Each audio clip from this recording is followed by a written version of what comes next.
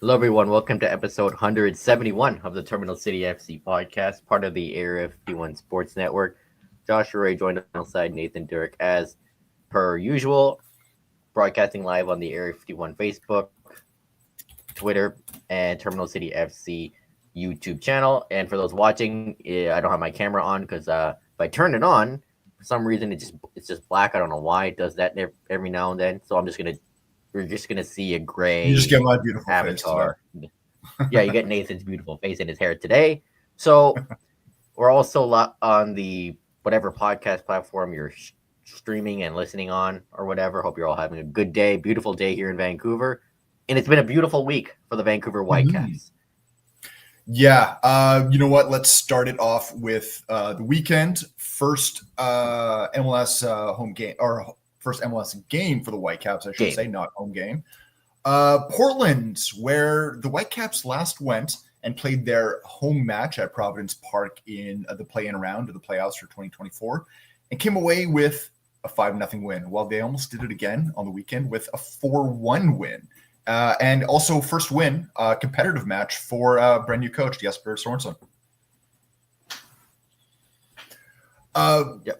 Josh, I think we have to talk about just right from the beginning. Like we'll talk about the red card that happened, but it was nobody expected another blowout win. And yeah, they control possession right from the beginning. Like 11 minutes in, Canadian international Kamal Miller gets a red card. I still think it's a soft one. Brian White kind of sold it right outside the box and straight red into the room. It's one of those where, you know what, if Miller would have just kept his arm down, nobody would have thought anything. But as soon as you put your arm up on a player, Brian White knew what he was doing. Right? Let's just say that Brian White knew what he was doing and he got rewarded for it. It's not the nicest way to get a red card, but it's one of those ones that once it's given on the pitch, VAR can't overturn that. Yeah. And then the Whitecaps took advantage with their, Sorensen ball possession, controlled play. It was like that, as I mentioned before the red card, but it paid off with Jaden Nelson finding Ryan Gauld in a pocket of space for Gauld's first goal of the MLS season. Yeah, you know what? It was almost a mirror play to Gauld's goal that he got earlier in the week in the Champions Cup loss 2-1 versus Saprissa away in Costa Rica. Only difference was with this one with Jaden Nelson, Ryan Gauld took it on the outside of his left foot, but the same space, the same positioning, the same cross in from Jaden Nelson. Besides which foot you take the shot with, it was almost a mirror image. Yeah. And one of the easier goals Ryan Gauld will ever score. But there's no way someone like Ryan Gauld should have that much space at the top of the 18-yard box. He's just too dangerous. And Brian White also created that space for him by moving up. Yep. And great play by Jaden Nelson. And then Nelson gets involved again just a mere few minutes later. Finds Pedro Vite, and his shot just a blast past Max Crepeau. Beautiful shot by Vite. Easiest assist Nelson will ever get. Yeah, because Crepeau pretty much gave the ball. You know what? I don't know what it was, but it was an off night, not just for Portland in general, but Crepeau in particular. Two of those goals you can trace back to poor clearances from the Portland goalkeeper. Yeah, the first two. We know we should talk a little bit about Portland as well. They're trying a new system. They only used it a few times last year. They're going to a back three.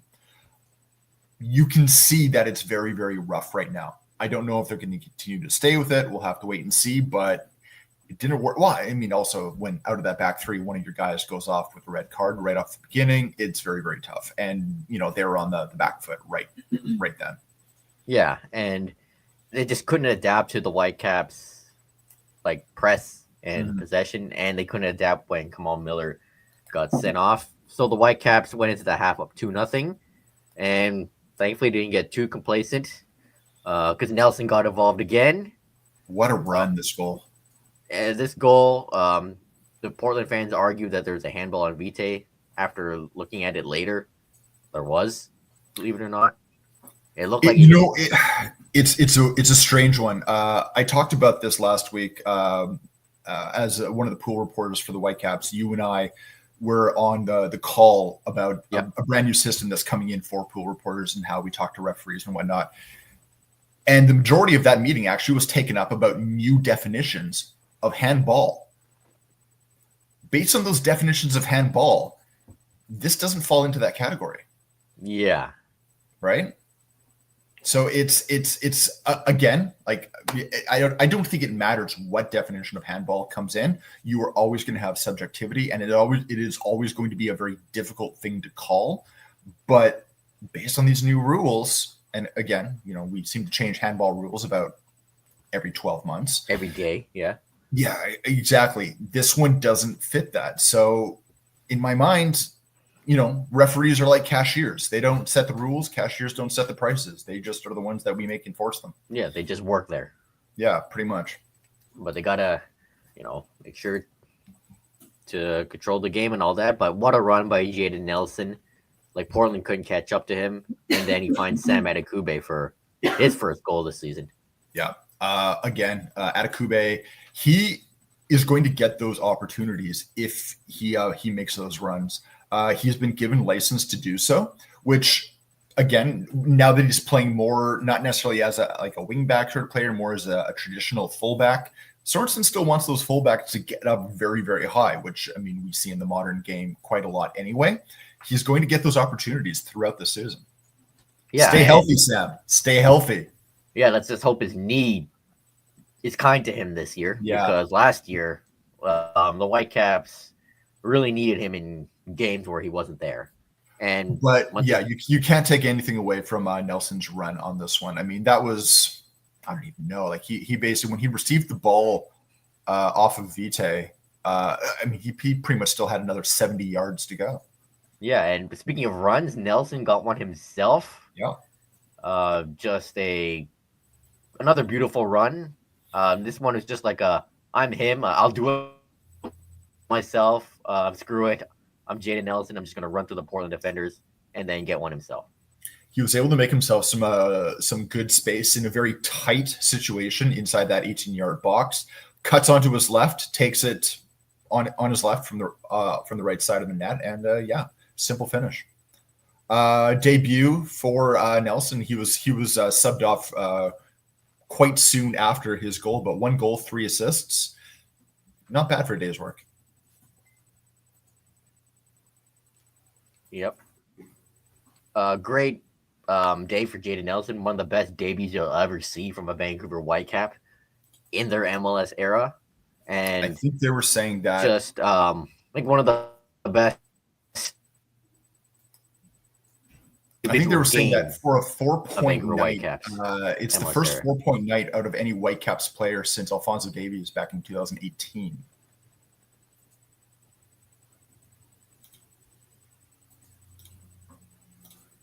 But that wasn't the only game of the week. We also had yesterday the return leg 4 goal contributions. Of the Saprissa for Jaden Nelson. Leg. So we were down 2-1 in that tie. Obviously, the away goal rules count. Whitecaps do have that in that advantage if they need to call onto it. But it was not necessary because they ended up that game with a 2-0 win. Courtesy Brian White Brace, a new guy who just signed a brand new contract extension. Signed the extension about a month ago, but was finally just announced. Yeah, and 2027, Brian White extended his contract, and he made the Whitecaps. It paid off against Saprissa. 2 goals. Wasn't the easiest game by any means. Wasn't the easiest tie in general. But the Whitecaps, once again, their possession, their press was active. But Jesper Sorensen after the game pretty much said, I'm happy with the win, but I wish we put them away a lot earlier. And they had the chances to do it. Is this where we talk about Ali Ahmed? Ali Ahmed, I mean, he's doing the right things with the ball, but it was just the end product that was lacking. He took a lot of flack last night. And I think a lot of it's directed over the fact that, he had a hat trick of misses. I think by the end of the game, it was probably four solid misses. But the fact that he's getting into positions to have those chances in the first place is a positive. We know that he is he's a tricky customer on 1v1s. He is able to fake out a lot of defenders when he has the ball and he's coming in 1v1. He had more runs in behind that defensive line to receive the ball than any other player on pitch. But I don't know what it is. There's some sort of block from doing all that legwork to hitting the final product. And some of these, from 2 yards out, I think two of them were from 2 yards out. Yeah. And there's one that he had a wide open cage that just went wide to the left post in the first half. Yeah. I don't know what he needs. Was last year or the year before, he was going through a similar spell, and I asked him the question of whether or not he sometimes lets the desire to be perfect be the enemy of good. And he seemed to reflect on that a little bit in the fact that there is this expectation of players, especially when you're a young player trying to break in, of doing everything the right way rather than just doing it, just getting the job done, right? It doesn't need to be pretty. It doesn't need to be Galazzo or anything like that. It just needs to cross the line. And sometimes I wonder if young players, and he's not a young player anymore. I think he's 24 years old? 24, turning 25, I believe. It's just getting the job done, right? And my hope is that a simplification of his game might bring that about. Yeah, and I always said that he's trying to do too much at times. Mm-hmm. Sometimes all you need is a shot or a pass, just to do the simple thing. The thing is, I still get that feeling with Ahmed. We know what he is capable of. We've seen him do it before. We've seen him do it consistently with the men's national team. We know that there is a quality player there. It just right now it's not consistent, at least with the Whitecaps. Yeah, but last night, Jaden Nelson again gets another goal contribution. This guy's on fire. This guy's hot. A beautiful ball to Brian White at the beginning of the first half, and White with the perfect header for his first goal of the season. I know Michael McCall of AFTN asked him, "Oh, you haven't scored yet. What's it going to take?" Yesterday, not yesterday, the day before, the game. There we go. That's what it took. Brian White and headed goals. You're going to hear that a lot. Well over half of his goals, I believe, come from headers. It's unanimous. And the one thing is as much as the Whitecaps know this, did you take a look at all the crosses that were coming into the box that were for Brian White's head that imagined that he was a giant? Unfortunately, that Nelson cross, as beautiful as it was the only one that was actually at a distance that Brian White could get on the end of. So it's still a little bit rough around the edges when it comes to that. Obviously, if you hit over and over and over and over again, something's got to finally work. That's just the law of large numbers. But I like to see, again, a bit more consistency with that too, because Brian White could have done a lot more if he was given the service for him to do something with it. Yeah, he had one in the first half where the header didn't miss by much. No. And then later, after his goal, Gauld found him and he just hit the post. Yep. That's what happens when you give Brian White service. He thrives on that, and the goals will come. We should talk about this possession, because this is now the first game that we've seen at home and to be able to see Sorensen's system. And we were talking about how much possession this team has. I think by the end of the game, the possession was in the mid 60s, but for the first 10, 15 minutes, they're around 75, 76% of the ball. And the nice thing about the Whitecaps having the ball with Sorensen is they're not sitting on it. The number of passes that they're moving the ball around, trying to probe, trying to find space, they had over double the number of passes that Saprissa had in that match. Yeah, and you and I were talking about that in the press box last night during the game. Yeah, like you said that by the end of the season, the Whitecaps might be one of the league leaders in total passes, because it was like over 400 passes last night. Well over. I think I have to see the final And numbers. It might have hit 5. you know, Let me just take a quick yeah, look might have here. been, but it's still Yeah, they were almost at 600. interesting to see. 583. Kind of strange to see the Whitecaps with so much possession. Yeah. One of the things that I thought was that really stood out to me, and But again, it was another like player that was taking a little bit of flack, was Ralph Priso. A lot of playing out of those very tight spaces as soon as either Utvuk or Blackman would receive the ball was up to Priso, and he was often having to play out of 4 players around him in order to distribute that ball out rather than having the defensive line distribute out. I thought he did a pretty good job. Yes, obviously he did lose a few balls, but when you're the one guy playing against 4, it is bound to happen. He surprised me last night. I think he did better than I think what people were able to see of him. Also, we need to mention that Brian White's first goal and that Jaden Nelson pass, the player that was making the space because of the run to draw the defender away, Ralph Priso. Yeah, and I thought he had a quietly good game, covering the ground, clogging the passing lanes for Saprissa. And yeah, that Brian White goal wouldn't have happened if he made that run to allow Nelson have that space to make that cross. Other one who had a very good game was Bjorn Utvik. Again, just first game of the season for him. Yeah, just coming back from illness. By the time he was taken off, he was pretty gassed. But he saved his goalkeeper on at least 2 occasions in that first half. Takioka, a couple of poor clearances, easily could have ended up in the back of the net if it wasn't for the awareness of Utvik to get there first before the attacker.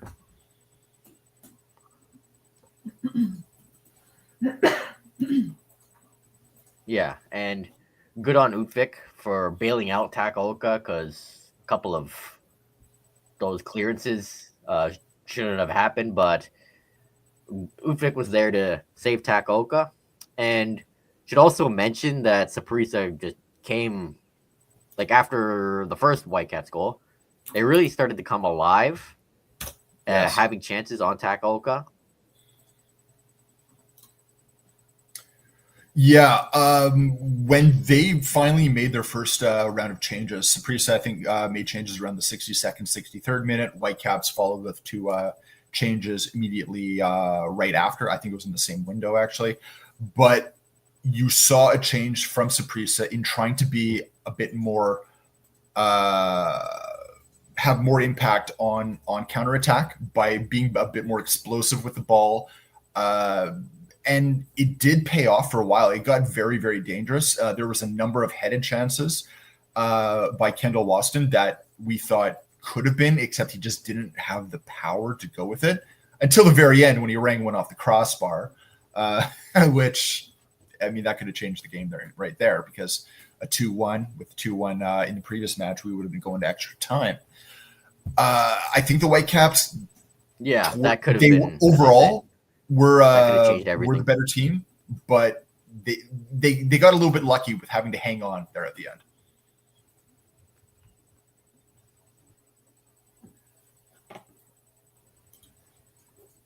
All right, let's talk about we'll talk about and preview LA Galaxy on the weekend, but I want to talk about the round table that you and I were a part of with Axel Schuster on Saturday.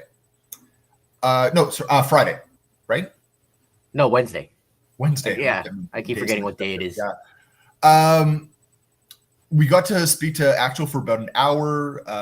Basically, everything open, talk about whatever we want, and had some interesting things to say, not only about the league as well, but about roster construction, the Whitecaps, and kind of what they're looking to do and get out of this year.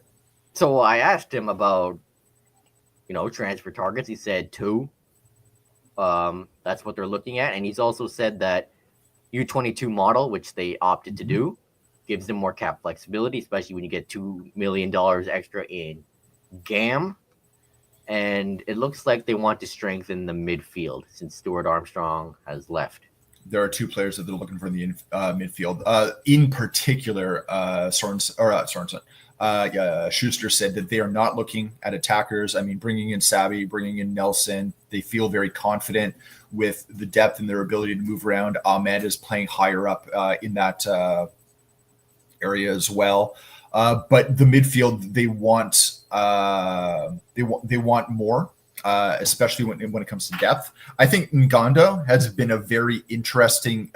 He feels like an addition this year just because he was out on loan last year for most of the season. Yeah, and the entire season. I've enjoyed watching him so far, but I can understand the desire for a bit more flexibility in the midfield, especially when Sorensen was talking last night in his post-match press conference about how many games are going to be happening. The season that's going to be contracted a little bit because of Gold Cup and you having to move games in and around that. It'll be interesting. We know that there are rumors of a couple of players coming in, whether or not they're true, whether or not they're not. We don't speculate until things are done. But it's nice to know that they're not finished. They're not finished looking. Yeah. But the window's open till late April. So it is, yeah. There was no way they could have been finished. And Axel pretty much said that they're looking for a starter and a def guy. Starter will not be a U22 guy. No, they want someone with experience. The def guy possibly could be a U22 guy, which would make a lot of sense. And we mentioned Brian White getting a contract extension, which was known for a while now. Axel Schuster pretty much said that, teams have called about him, but they didn't know that we already extended him. Yeah, contract goes through to the end of 2027. White talked as well, not only about what the Whitecaps are doing and wanting to be here, but the fact that he's embedded himself just within Vancouver as well. He's, as he said, he's the East Coast boy that's living on the West Coast. Yeah, he pretty much said that, I'm still an East Coast guy, but I love it here on the West Coast. You can't take a jersey out of him, right? Right, and apparently Tom Bolgert reported that RSL is looking for an MLS proven forward, and one of the guys they inquired about was Brian White. Yeah, but Axel pretty much said, no, we already extended him. No. Now, the one thing that Axel did mention, especially now that we're seeing the in-league transfer fee kind of structure being a part, and he did say that now because of that, every player has a price, right? Yeah. Every player has a price. It doesn't matter who they are, but you do have a number of guys where they're going to be worth more than what their written market value is based on that team. So whatever the market value is for Brian White, he is worth more than that to the Whitecaps. Yeah. I think for that reason alone, it was never going to be an option for him to move unless he wanted to move. Yeah, and Axel was asked about that. He basically said that, if the player doesn't want to be here, they're free to leave. You said that before too, yeah. Yeah, if they don't want to cause a problem in the locker room, and which is why they let Stuart Armstrong go pretty much right away. Yeah. So, one thing I thought that was also interesting about the round table, Axel was asked about MLS Commissioner Don Garber recently being seen in Indianapolis, hanging out with Indianapolis's mayor and whatnot, and the knowledge that that city has wanted an MLS team for a number of years. There was also some publications in Indianapolis and the state of Indiana talking about that, there might be a certain MLS team already in existence that might be crying soon because there's the full expectation that Indianapolis might be looking to move a team rather than start a team. Axel quashed any rumors of he pretty much ownership along with it. Now, the one thing that I thought was interesting is he did let slip a little bit that of bids that are going on, he said there's 2 that are local. Yeah, so I don't know. It's up to you to speculate to who those guys are. He did not pretty much say anything. He pretty much also said the same thing as he did last month. Like, don't worry, this will take 6 to 8 months. Yep. Everything will be fine. Don't expect anything about this to be done until summer, August, late summer, right? But I thought it was interesting that he did say specifically 2 are local. Yeah, Those and aren't the only two. There's more. There will be more to come on, but we do know that it's already gone through a first round of a bidding process where proposals have been made. I don't know if that means that it's closed and now they're moving on there. I don't know if I the way doubt it's close. tax is structuring this, if they're allowing late bids. Who knows? We'll find out everything once it's all done. But Yeah, and Axel pretty much gave a good point. He said, "Do not look at the Vancouver Grizzlies yeah, in their situation. Look at the BC Lions, because a few years ago their owner passed. They needed a new owner, and they found a guy, and they pretty much have been taken to new heights." we're talking about a bit of a heftier price tag than this. Yeah, But yes, yeah, it does severely restrict the number of people that have the ability to bid. But there is local interest, which is nice to finally hear from the guy that would be in the know about that. yeah. But again, do not expect any ownership updates until July, August, the earliest. Let's talk about LA Sunday's Galaxy. game. Yep. We were on the News Across the Galaxy podcast, I believe 2 days ago. Yeah. What day is it? Yeah. Yeah, I don't even know what day it is anymore. On Wednesday. It was Wednesday. Yeah, and we kind of previewed the matchup there, but we'll do it a little bit more here. Mm-hmm. So LA Galaxy last week, kind of a shock result, even more shocking than the Whitecaps win in Portland. Yep. You could say, but 2-0 loss to the new guys, San Diego FC, and I didn't see much of this game, but the Galaxy did not look good at all. No, we have to say that San Diego, it was a well-deserved win. I mean, yes, they're still finding their footing as well, but Galaxy didn't deserve anything out of that. Now, I get it. Paintsol is injured. Puig is injured. We were talking lost Jovic. We were talking with Edgar from News Around the Galaxy, talking about Marco Royce, who's coming in, but how the way they're trying to use Royce, he really thrives off being paired with a Puig-like player, and he doesn't have that right now. So he's being relied to do more, especially when you have that hefty DP price tag hanging around your head. It's not clicking for them right now. It's just not clicking. And they're a team that's, as Edgar said, trying to find an identity, especially when they've lost so many guys to the transfers and injuries. And I think it's also partly the MLS Cup championship hangover, which kind of gets to teams in any sport. Yeah. Like trying to reset after a new season, trying to get back on top. But it's for the Whitecaps, I think it's better to face LA Galaxy at home now than late in the season when Puig comes back from injury. And when I agree. Bulk up in the transfer window, which they inevitably will do. I have no doubt in my mind. But again, can't take this team lightly. They're champions for a reason. And I asked Sorensen about this last night. He said, we're going to just stick to our principles.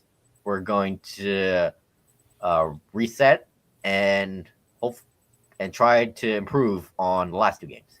The head-to-head between the Galaxy and the Whitecaps is actually fairly even. It goes a little bit in Galaxy's favor. But when you look at those matches being played at BC Place, that's when you start looking at the Whitecaps as doing much better. Edgar also made an interesting point in the fact that Drew Fisher is going to be the referee for this match. And of the 19 matches that he has refereed for the Galaxy in his career, the Galaxy have only won 2 of them. Yeah, so he's basically their Alan Chapman. Yeah, so he's their Tim Ford. Yeah, well, we haven't seen Tim Ford around these parts ever since that infamous game. And yeah, he never will, hopefully. Yeah. Not unless they dredge Falls Creek, right? Yes. And I mean, I didn't know Drew Fisher was from Calgary. I knew he was Canadian. I knew he was Canadian. I didn't know Calgary either, yeah. But apparently the record for the Whitecaps under Fisher is more favorable, though there are a lot of draws. Yeah, it's much more even, I should say. Last year, they said I think he only gave out 2 red cards, but he gave out quite a number of penalties last year. And I believe that game where LAFC were here in the regular season, that was the one of the games he officiated. And former head coach Vanni Sartini got a red card in that game, and had an angry press conference. Yep. Yeah, I'm bullish on this, mainly because it is early in the season. Galaxy is still trying to find their footing. Galaxy is missing a lot of really massively key players. Anytime you got Pooj out of the lineup, that's a very difficult situation to take in. I think my prediction was 2-1 Whitecaps. I'm going the That's same kind of what thing. all of us were. Yeah, even Edgar, I believe. I'll gotta be wary though. They still have Gabriel Peck. Yeah. MLS newcomer of the year from 2024, and he is a creator. He's a menace, and see how Sorensen and his team adapts to him. I'll go to 2-1 win as well. We'll get goals from Brian White and Jaden Nelson, and then I'll say Peck for them with a goal. It'll be a close game. Sounds good. So that's the Whitecaps. Bit with the Canadian women's national team. 7. I thought it was getting it 7, but it's not 6. 7-0 win in the Pinatar Cup semifinal. It looked like over Chinese Taipei, and Marie Yasmin Aladou, who a year ago couldn't even crack the team, had a hat trick. Yeah. It was interesting. Casey Stoney talked about this afterwards, because she basically said, "I'm increasingly do not understand how Aladou was not an integral part of this team already." Yeah, I didn't get to see much of this game, but one-way traffic for Canada in this Pinatar Cup in Spain. Yep. Yeah, and Felipe Vallejo, I believe, a friend of the show, Northern Tribune and AFTN, he was the one who asked her about Aladou. And yeah, I kind of agree. How did she not make this team much earlier? Because what she can bring was just that, like offense, creation, goals. And Jordan Heinema had a brace too. Yep. And Megan Reed and Clarissa Larissi also got on the score sheet. Absolutely. And you know what? It's a good look for this early in Casey Stoney's head coaching career with Canada. Yeah, and this is basically kind of like a test run for her, and it looks like the women are slowly adapting to her possession-based system, and so far, pretty good for Stoney as the women's head coach, and it feels refreshing. Absolutely.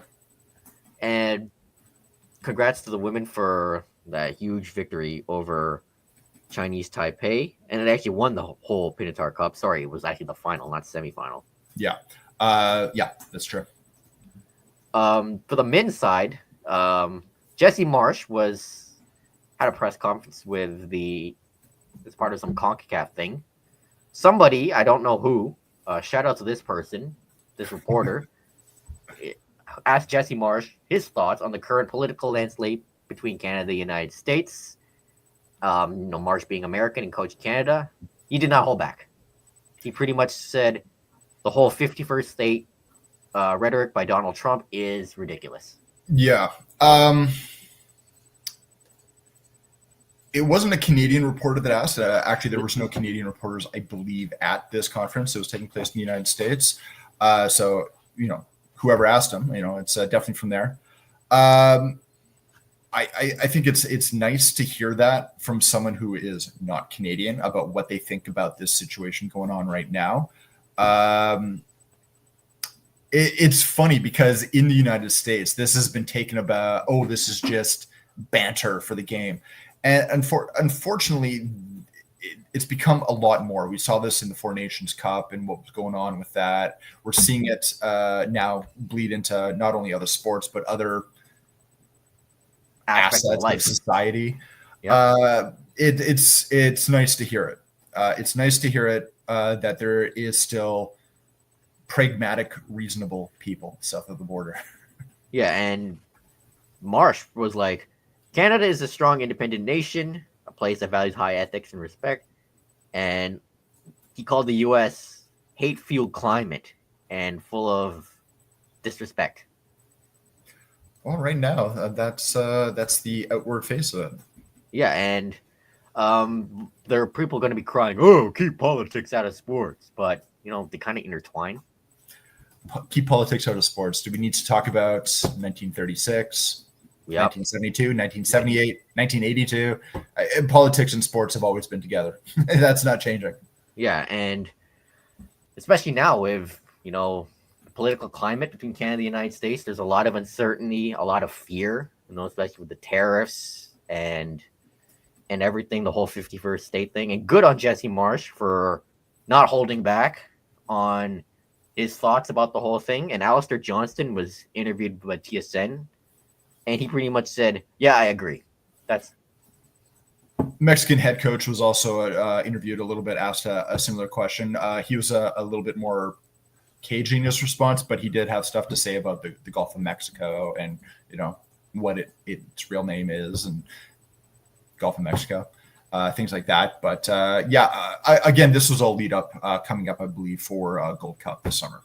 Yeah, and for that quote alone, Marsh deserves some kind of honorary Canadian citizenship at this point because we'll give him a shiny key.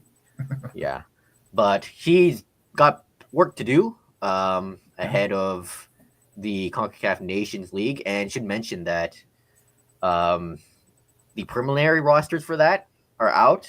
Some interesting names: Daniel Jebison, Bournemouth striker, 21 years old, I believe. Just recently did his one-time switch, England to Canada. Yep, and Promise David, who's doing really well in Belgium. Yeah. He has been named to that, and don't be surprised if he actually makes the whole roster. Absolutely. A number of Whitecaps have been named to that as well. Sam Adekube, Jaden Nelson has been part of that list. Ali Ahmed. Missing anyone? Those are the three. I believe that's it. Yeah. The preliminary roster, I believe, is a 60-player list. Obviously, that's going to be chopped down quite heavily in the runoff, or the lead up, I should say, to the Gold Cup. But some interesting names in there. Some nice additions. Again, this has got to be a Jesse Marsh effect. Getting on the phone, talking to a lot of these dual nationals, getting them to commit. It's a good program right now. Yeah. And with Stoney and Marsh, I think this program for Canada soccer, it's moving in the right direction. Yeah. It's interesting also to hear some of Casey Stoney's remarks on working with Jesse Marsh. And I'm not too sure how much of that happened before. I mean, I know that John Herdman and Beck Priestman had a working relationship from even, I think, before working with Canada. But it's nice to see that you have these two head coaches of our national program working together. Because it's not just coaching your individual team; it's building an ideology of Canadian soccer that kind of goes grassroots and goes right to the very bottom, so that as kids and youth grow through the program, they can one day be a part of it. Yeah, and both Marsh and Stoney have not only been transparent about what kind of soccer they want their teams to play, but just transparent about everything in general, and done a lot of effort so far to grow the game across this country. Absolutely. Speaking of the game across this country, Ligue 1 Quebec is restructuring their league into Ligue 1, Ligue 1, Ligue 2, Ligue 3, and 3 will include youth teams. So there's promotion. Yeah. So this restructuring goes on both the men's and the women's respective leagues that exist in Quebec. There's also going to be a promotion and relegation system that's going to be a part of that. Basically, the whole philosophy is they want competitive matches. They want those who make it up to League One for that to mean something. And they don't want games to be blowouts. They said you don't learn anything if you're winning 10-0. The losing side doesn't win. The winning side doesn't win. They want games to be competitive, and putting in a structure that kind of allows that to be in place. Teams that do really, really well get to move up. Teams that are struggling move down to an area where they might be able to rebuild themselves. Yeah, and this is pretty cool for Ligue 1 Quebec. Yep. It's the promotion relegation, and it has more competitiveness. It makes the games more interesting. Absolutely. All right, across the pond. So, interesting week for Chelsea. I'm not going to talk about this first game too much, but I've been harping on Enzo Maresca for not adapting and changing things up when things were going tough. Well, he did, in a way. Instead of a 4-3-3, he's playing a 4-2-3-1. Christopher Nkunku is back as a cam. Palmer as a right winger. Reece James was playing in the midfield. And since they have no striker, Pedro Neto was playing as a false nine. But early in the game against Aston Villa, Neto found Enzo Fernandez for a goal. Nice pass and effort from Neto, but couldn't get that second one. Again, I don't know what was up with Chelsea going up 1-0. It felt like they just forgot how to play football. Nkunku was not engaged. Palmer kept missing chances. I don't know. And again, I don't know what was up with Gusto this season. His passes were off. He can't defend. And Aston Villa's January signing, Marco Asensio, gets like the header from the corner. And then the 89th minute, which Philip Jorgensen just spilled out of his hands. Yeah. And that was a bad loss. But before the game against Southampton on Tuesday, there were protests outside the gate in Stamford Bridge, protesting Bowley, Egbali, Clear Lake, the ownership. Made their voices heard. And though, we want our Chelsea back. Greed. Though I wish there were more chance against Egbali than Bowley and the sporting directors. And somebody had a sign that said, "We're not Arsenal. We want our club back." Should have said, "We're not Brighton." We should have said, "We're not Brighton," because that's more accurate, given the way the team's being run now. But there was a game to be played. And slow start, but a comfortable 4-0 win over Southampton. Maresca goes with the same formation. Pedro Neto has a false nine. Since Nicholas Jackson is out until April, might as well keep him there because he's doing the job. Neto's biggest strength is taking on defenders. He just does that. And he's got the tenacity, the pace for it. And then he was just pretty much all over and proved his worth. Christopher Nkunku actually got a goal, and the balloon came out off the corner kick. Easy tap-in header, but a goal is a goal. Nice to see him score a goal. Maybe this increases his confidence and playing him in his natural position. Who would have thought? Yeah. And then Neto gets one himself. He just goes past the Southampton defenders and beats their goalkeeper. And then he assists. He takes the free kick. And then Levi Colwell gets a headed goal for his first of the season. Nice to see him score. But just all-around dominance from Chelsea throughout the game. More fluidity, more passing. That looked sharp. Unfortunately, Cole Palmer still can't score.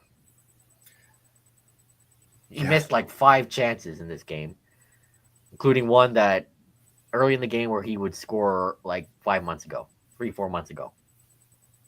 I don't know. Maybe lack of confidence. It's been like 5-6 games without a goal. And he does look gassed at times. But I think if one just goes in, he'll be back to his normal self. Because that's kind of the player Cole Palmer is. And hopefully he'll get like a week break before the next league game.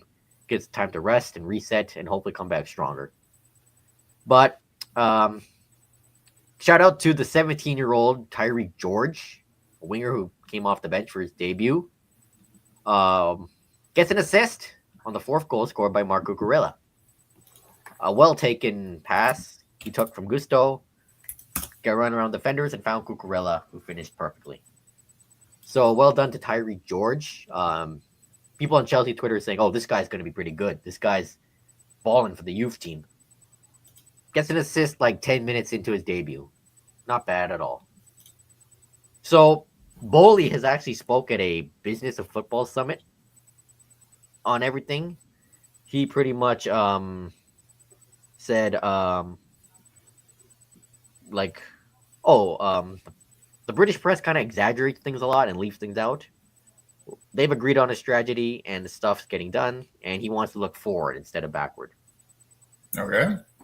But when he was asked about his relationship with Iqbal, he said no comment, which kind of raises eyebrows. That's telling right there. Yeah, but he said, they need to stick to a certain strategy. They can't just go all over the place every minute. Though that kind of sounds like what Egbali's doing by moving the goalposts from the top 4 target.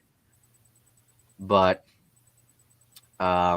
he basically said this model is sticking because he wants long-term success, and he wants to build this team into a team that can dominate for a decade or more.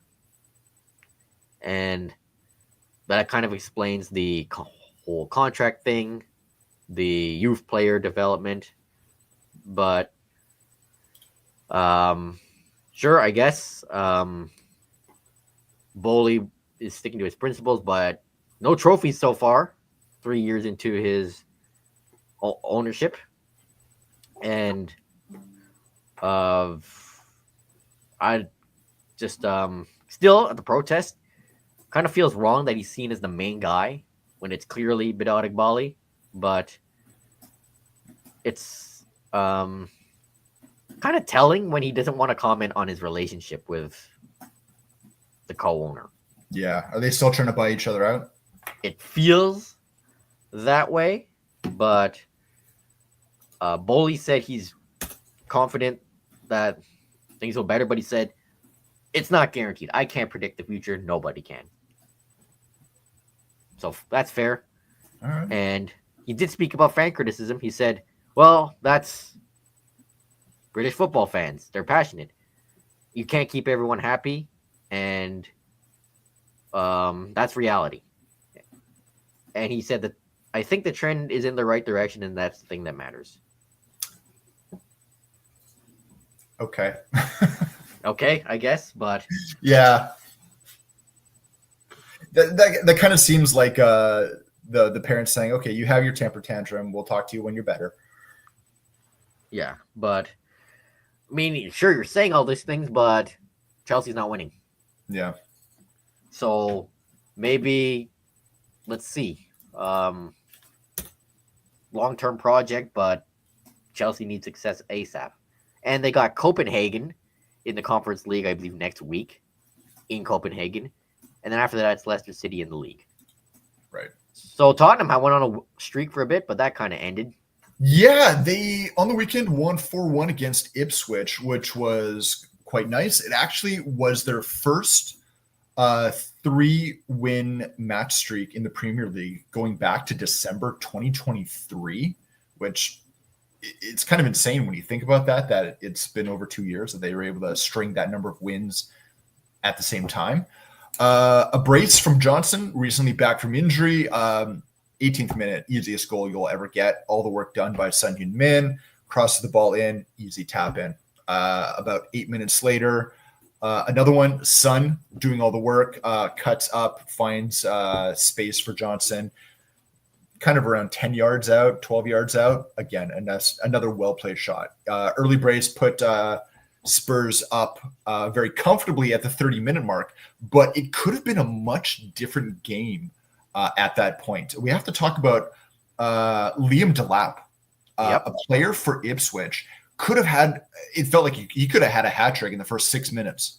Yes. Vicario, very, very, very good save on his first attempt. Had to make a couple of reaction rebound saves off that as well. Second attempt, very close miss, and then a header off a corner that rang off the crossbar. Any one of those had it gone in, God forbid all three, it would have been a very, very different game. William Delap, a very, very dangerous player, had other chances later on in the game as well, but the first 6 minutes, he's going to be a hot target this summer. Absolutely. Ipswich would pull one back before the half in the 35th minute. Hutchinson, again, Delap was involved in this with the assist. Well taken shot from the top of the 18-yard box. Past Vicaria, outstretched hand. Nothing you can do much about that. And then we get into the second half, and Spurs were able to put it to bed, starting off with Jed Spence. Jed Spence is the starting right back now. So long as he is healthy, we don't need Archie Gray. Archie Gray can be repositioned to where he should be playing. And it leaves a lot of questions for what do you do with Pedro Porro, who is quality right back in his own regard. But Jed Spence, match in, match out, ends up being the player of the match so often. Finally got his first ever goal in the Premier League. Great little 1-2 played with James Maddison, who came on as a sub. If you get a chance, watch this goal for the work that Maddison does to make this possible. Spence passes to Maddison, cuts in behind him to get more central as he's coming into the box. But Maddison plays through 4 separate players in order to get space inside and bring the ball back to Spence where he now has space, because Madison's literally like a gravitational force and drawing everyone to him. That's what Maddison does. Jet Spence, beautiful goal, beautiful take. Really, really nice to see it coming together this season for him. He's been fun to watch. I hope he stays healthy. Kulishevsky puts it to bed in the 84th minute. 10th goal of the season for him. Kulishevsky doing what he does.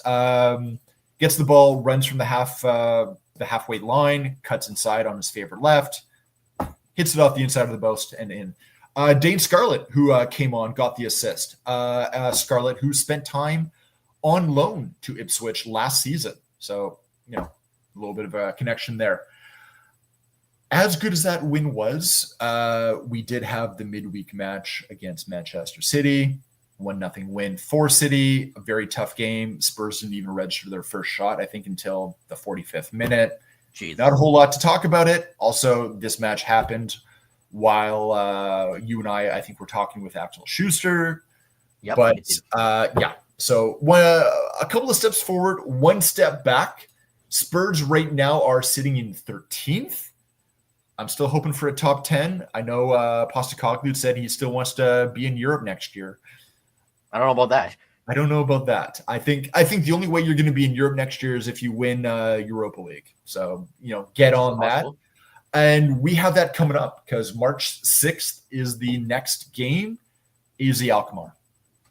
First leg of the round of 16 in Europa League. Dutch team. Yes. Again, we talked about this before. Troy Parrott with AZ Alkmaar, youth academy product of Tottenham.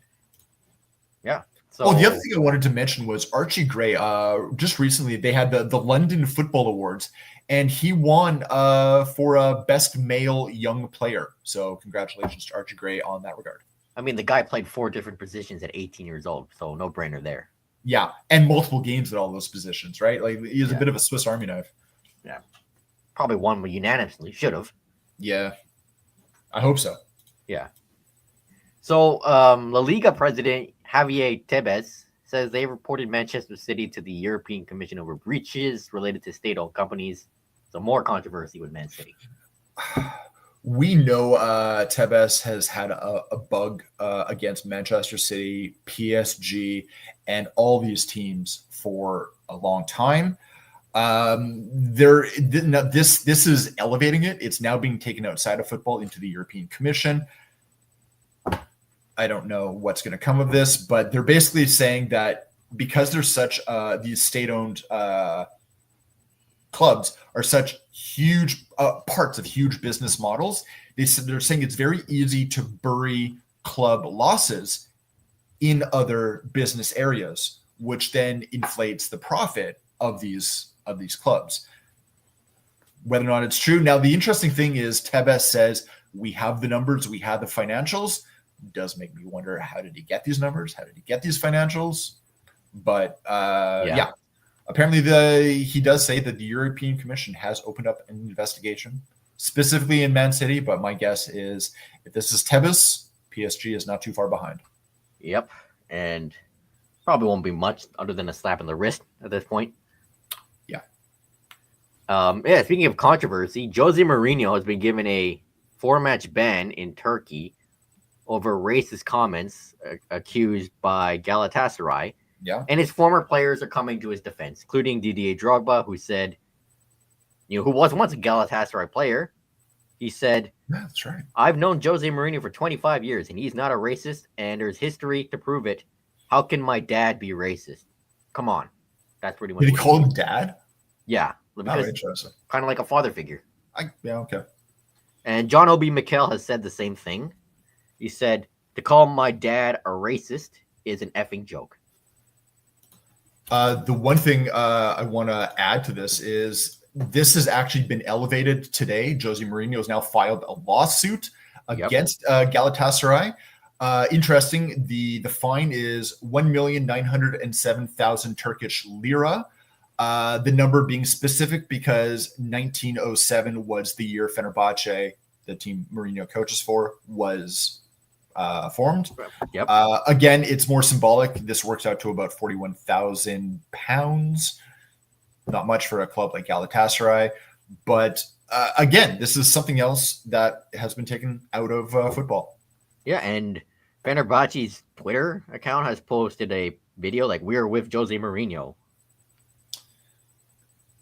I mean, I guess you can't be surprised with that, but I think if there is ever allegations of racism, homophobia, sexism, whatever the case, it has to be investigated. Yeah, he has to be investigated. Whether it's true or not, has to be investigated. And Michael Essien has posted pictures of him with Jose Mourinho as well.